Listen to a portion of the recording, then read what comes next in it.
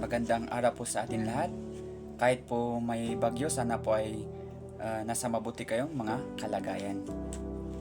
Romans chapter 6 verse 14 to 15. For sin shall no longer be your master, because you are not under the law, but under grace. Verse 15. What then?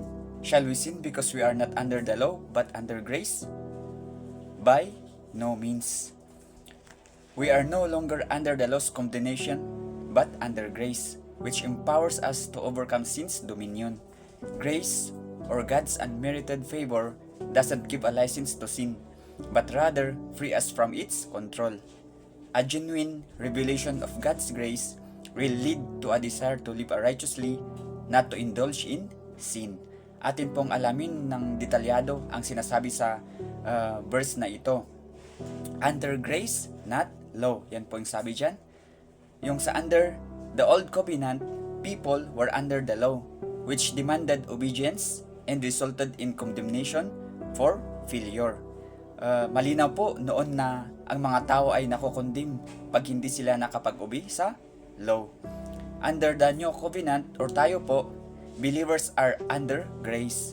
Tayo po ito ngayon, meaning we are the recipients of God's unearned favor and love. And sabi po dyan na, grace as freedom. Grace is not a license to sin. Rather, it's the power that frees us from sin's dominion. Ibig sabihin po, hindi na po nangingibabaw ang kasalanan sa atin. Bagkus, mas nangingibabaw po ang biyaya ng ating Ama. At dyan po, pag under grace po, no condemnation.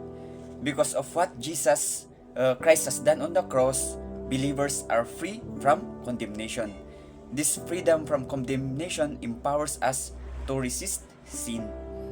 Ibig sabihin po, kung alam po natin at naiintindihan natin ang ginawa ni Jesus Christ para sa ating mga makasalanang tao, at alam natin kung gaano tayo kamahal ng ating Panginoon, ito po ay nagbibigay sa atin ng kapangyarihan para lumaban sa kasalanan.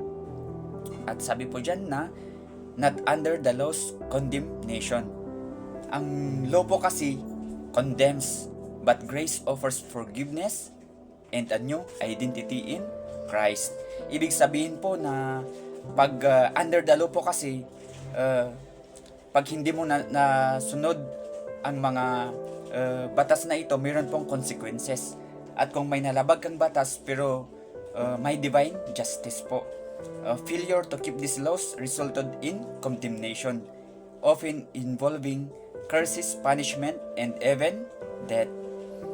But grace is eternal. Ang grace po ay nagbibigay ng eternal na kapatawaran.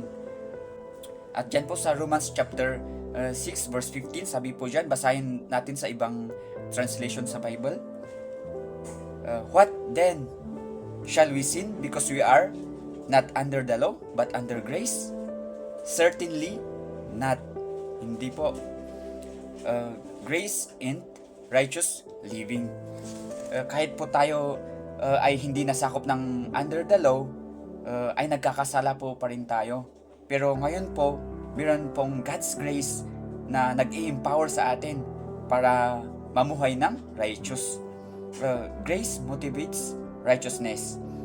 Sa halip na humantong tayo po sa mga kasalanan or magkasala, piliin po natin ang biyaya.